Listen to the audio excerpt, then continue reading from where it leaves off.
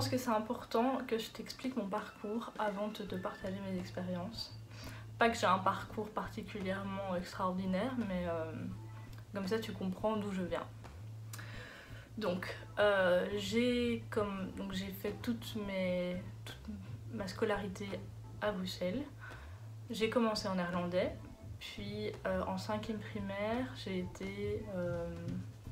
en 6e primaire, j'ai été en français pour pouvoir faire mes humanités en français et que ce soit pas trop difficile. Donc voilà, ça a été plus ou moins difficile, mais je t'expliquerai ça dans une autre vidéo peut-être. Donc voilà, là je suis en français, en première humanité, tout se passe bien. Jusqu'à la réto, voilà, j'ai une scolarité assez basique. J'ai dû bosser pour réussir. J'étais pas le genre d'élève, je lis et je connais tout quoi, non pas du tout.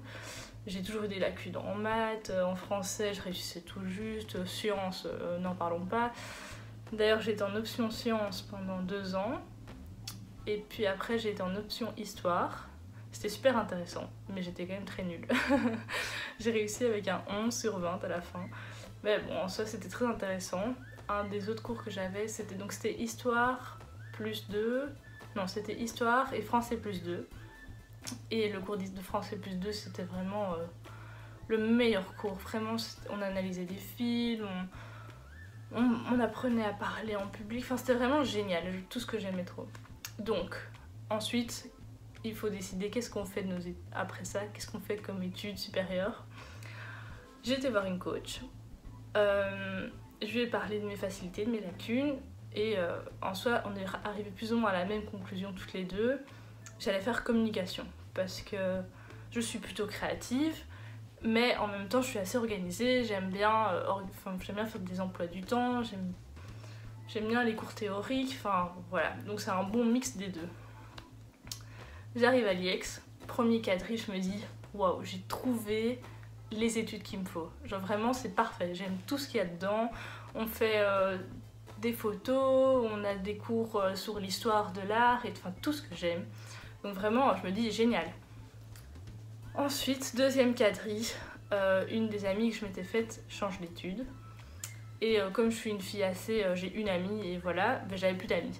Donc j'étais toute seule et faut savoir que l'école où j'étais est dans le centre. Et je sais pas, cette atmosphère de toujours aller toute seule dans le centre, de pas avoir d'amis, de m'asseoir seule, ça m'a vite pesé. Donc en même temps, j'avais une petite vie sympa. Après mes cours, j'allais dans un café, puis j'appelais mes copines. Parce que mon amie à ce moment-là une de mes meilleures amies était en Amérique. Donc on s'appelait une fois par semaine quand j'étais chez Exki. Et c'était pesant quoi. Je sentais qu'il y avait quelque chose qui manquait dans ma vie. Enfin, j'étais vraiment... je subissais un peu ma vie. Bon, j'exagère, je reprends un peu des mots de développement personnel. Enfin, en soi, j'étais pas spécialement malheureuse, mais il n'y avait pas beaucoup de sens dans ma vie, quoi. Donc je me suis dit, bon, je vais essayer de réussir mes examens, mais je suis quasi certaine d'arrêter. Après, si je change d'avis, j'ai envie d'avoir réussi mes examens pour quand même passer en 2e. Donc, là, une autre amie qui habite en haut de ma rue décide aussi d'arrêter ses études parce qu'elle avait fortement arrêté à Noël et que en médecine c'est assez compétitif et c'est pas un truc qui l'intéressait. Donc elle a décidé d'arrêter aussi. Donc on était toutes les deux à faire nos examens tranquillou, on allait voir des verres de temps en temps. Enfin, c'est là que je me suis vraiment rapprochée d'elle et donc on a vraiment créé une forte amitié. Et donc à la fin, mes examens, bon bah je réussis. Je sais pas comment ça se passe dans tous les pays, mais en tout cas en Belgique, il faut avoir 45 crédits sur 60. J'ai eu mes 45 crédits, donc voilà, parfait. Mais je décide quand même d'arrêter. Mes parents ne sont pas vraiment ok. Mais bon, ils n'ont pas le choix, j'en ai marre, ça me fait chier, bon voilà, j'arrête. Donc voilà, c'est les vacances. Je pense que j'étais chef scout à ce moment-là. Puis, je sais plus trop ce que j'ai fait ces vacances-là, je vous avoue. Mais bref, donc à la rentrée, je me dis, ok, je veux avoir mon statut étudiant et je vais avoir du temps pour moi, pour apprendre à me connaître, savoir qu'est-ce que j'ai envie de faire de ma vie. Donc je prends une année sabbatique. et je fais en promotion sociale. Donc je prends 2 langues, non, oui. Je commence par espagnol et allemand. Et le deuxième quadri, je continue espagnol, mais au lieu d'allemand, je fais anglais. Et ça me convient très bien, c'est vraiment parfait comme horaire. Le premier quadri, c'était tout le temps l'après-midi, donc de 13 à 15, un truc comme ça. Mais du coup, j'avais ma matinée, je me levais vers 10 ou 11 heures, tranquillou. Ou bien je me levais un peu plus tôt pour faire un peu de yoga ou des choses comme ça. Enfin, c'était trop bien, quoi. Puis deuxième quadri, je décide de faire le matin. Très mauvaise idée, parce que je devais me lever tôt, j'arrivais pas. Et puis l'après-midi, j'avais envie de rien foutre. Du coup, bon, pas la meilleure chose. Mais bref, j'ai appris donc ces différentes langues, c'était assez sympa. Et là, je me dis, bon, j'ai quand même envie de faire un truc un peu qui sort de l'ordinaire. Et donc, je décide de m'organiser un voyage en Australie. Alors là, comment vous dire que mes parents étaient un peu... mais qu'est-ce qu'elle fout, quoi. Donc, je commence à organiser mon voyage. Je vous ferai une vidéo, évidemment. Je rencontre un gars qui est parti en Australie. Donc, je le contacte en me disant... Bon, on sait jamais, peut-être que je pourrais loger chez lui. Qui sait, quoi. Et puis, il me dit, oui, pas de souci. Donc, on garde contact toute l'année pour s'organiser, machin. Enfin, toute l'année. Et donc j'ai pris cette décision d'aller en Australie quand même assez tôt, durant l'année, en me disant j'ai envie de faire ça à la fin de l'année et d'avoir le temps de m'organiser, quoi. Parce que c'est pas rien de partir seule. Surtout qu'à ce moment-là j'avais 19 ans et je suis partie quand j'avais 20. Donc voilà. Donc je me dis ok, je pars 3 semaines, comme ça quand je reviens j'aurais raté que 5 cours. Et donc pas de souci, on pouvait en rater 6 je pense, donc voilà. Pour quand même avoir mon diplôme de langue. Bon, finalement je suis pas retournée, mais l'intention y était. Donc voilà, je pars 3 semaines en Australie, c'est incroyable franchement, mais je vous expliquerai tout. Ensuite je reviens, j'ai mon camp scout, parce que j'étais toujours chef.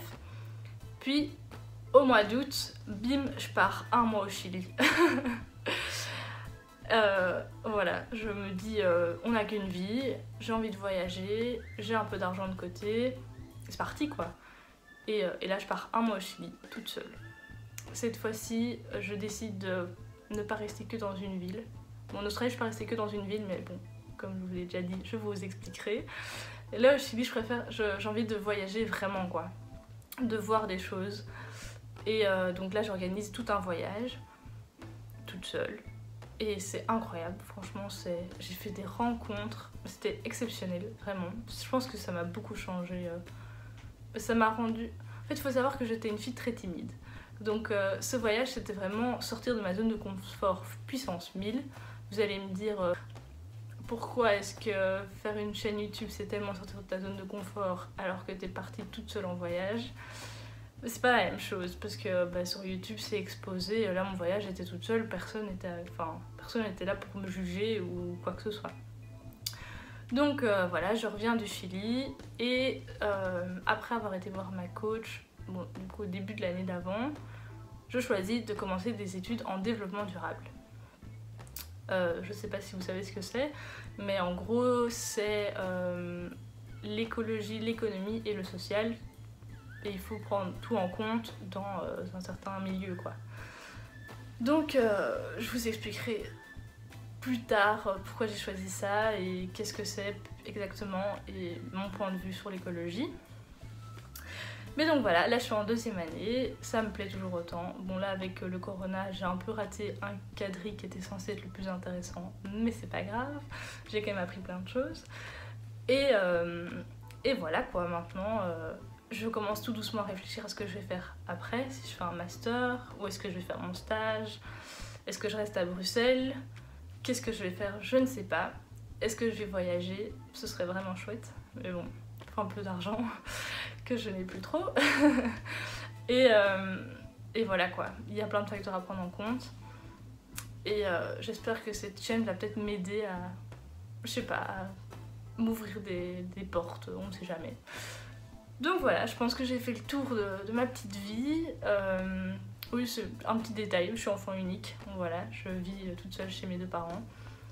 J'ai un code à Namur, donc j'ai quand même un petit peu d'indépendance. Je suis dans un code de 9, c'est pas ce que j'avais prévu de base. De base, donc je vous ai dit, je suis une fille timide, un peu réservée, j'ai une amie, enfin bon, j'ai plusieurs amis, mais j'aime bien être avec une personne. Et du coup, j'étais partie sur un truc max 4, et finalement j'étais dans un code de 9. Et je suis pas la plus intégrée, mais après j'ai ma petite chambre, je suis très bien dans ma chambre, ça me convient. Donc après les filles, dès que je les vois, on se parle et c'est génial, mais voilà quoi, sans plus. Mais donc voilà, j'espère que cette vidéo t'a diverti, t'a un peu permis d'apprendre à me connaître mieux, t'a peut-être rendu curieux sur mes différents voyages et ces différentes expériences. Mais donc voilà, à très vite, bisous.